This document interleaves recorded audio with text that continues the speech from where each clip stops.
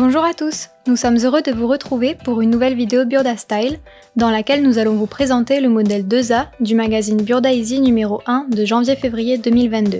Nous allons voir ensemble comment réaliser cette mini-jupe, aux poches plaquées sur l'avant avec rabat et agrémentée d'un petit cordon décoratif au niveau de la taille. Une jupe toute simple qui allie confort et style avec brio et que vous pourrez confectionner aussi pour l'été. Nous avons choisi un velours côtelé très tendance que vous retrouverez sur le site de notre partenaire Cepaoli, le spécialiste des tissus bio certifiés GOTS.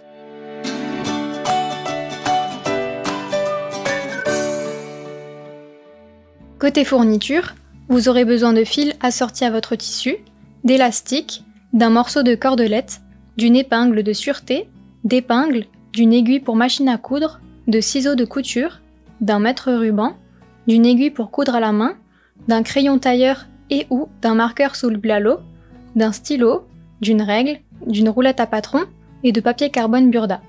Pensez aussi à bien prendre vos mesures et comparez-les avec celles du tableau qui se trouve dans votre magazine. Elles vous permettront de définir la taille qui vous correspondra parfaitement.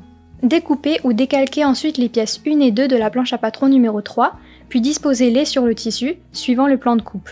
Reportez le contour des pièces et ajoutez les surplus de couture et d'ourlets définis dans les explications du modèle, ainsi que tous les repères indispensables à sa réalisation. Tracez les pièces A et B à même le tissu, à l'aide de la règle et du crayon tailleur. Pour reporter les repères et lignes de couture sur la partie opposée du tissu, j'utilise la roulette avec le papier carbone Burda. Avant d'enlever les épingles de mes pièces coupées, je positionne délicatement le papier sous le tissu, puis passe la roulette le long du patron et sur les repères. Vous trouverez plus de détails sur la notice du papier carbone.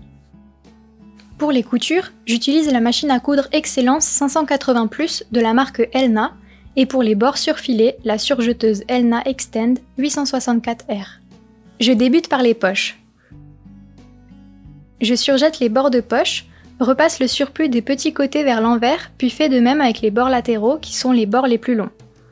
J'épingle les poches sur la ligne de raccord que j'ai matérialisée, au préalable avec un feutre soluble à l'eau. Je les pique au ras du bord en faisant un point d'arrêt à l'entrée des poches.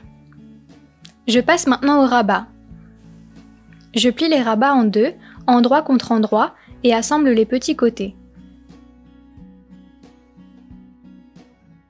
Je recoupe les surplus à 7 mm de la couture, les retourne sur l'endroit et les repasse.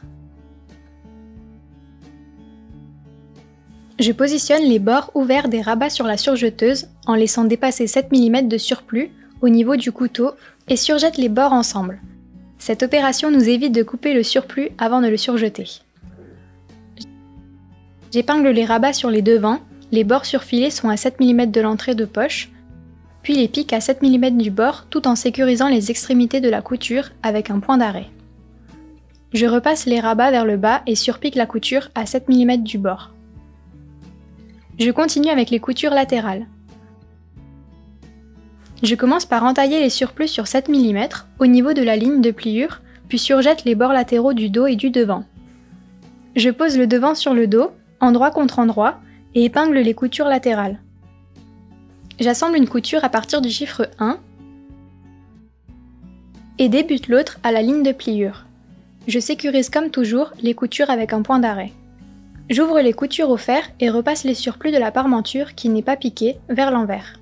Étape suivante, la coulisse à élastique. Je surjette le bord supérieur de la jupe ainsi que le surplus d'ourlet, puis repasse la parmenture coupée à même la taille vers l'envers, le long de la ligne de pliure. J'épingle la parmenture et la surpique sur l'endroit à 3,2 cm du bord. Aidez-vous pour cela du marquage sur la plaque à aiguille ou collez un adhésif à la largeur voulue. Je pique une épingle de sûreté à une extrémité de l'élastique et l'enfile dans l'ouverture de la couture latérale. J'épingle les deux extrémités de l'élastique ensemble. À ce stade, essayez la jupe et ajustez la longueur de l'élastique si nécessaire. Je vérifie que l'élastique n'a pas vrillé dans la coulisse, puis assemble les extrémités. Vous pouvez aussi les coudre à la main. Je ferme la couture ouverte à la main. Je poursuis par l'ourlet. Je repasse l'ourlet en le pliant vers l'envers, le long de la ligne d'ourlet. Je l'épingle et le surpique sur l'endroit à 3,5 cm du bord. Là aussi, aidez-vous de la plaque à aiguille ou d'un adhésif. Et pour finir, la petite touche déco. Je marque le milieu devant sur la coulisse, pose le milieu de la cordelette sur le marquage et pique à plusieurs reprises d'avant en arrière pour fixer la cordelette.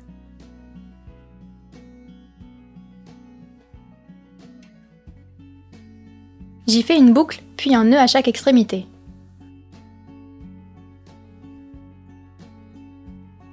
Voilà, la jupe est terminée. Et pour toutes celles qui trouvent la jupe trop courte, nous l'avons déclinée en plusieurs longueurs. N'oubliez pas de nous faire part de vos créations et d'échanger avec les couturières sur nos réseaux sociaux.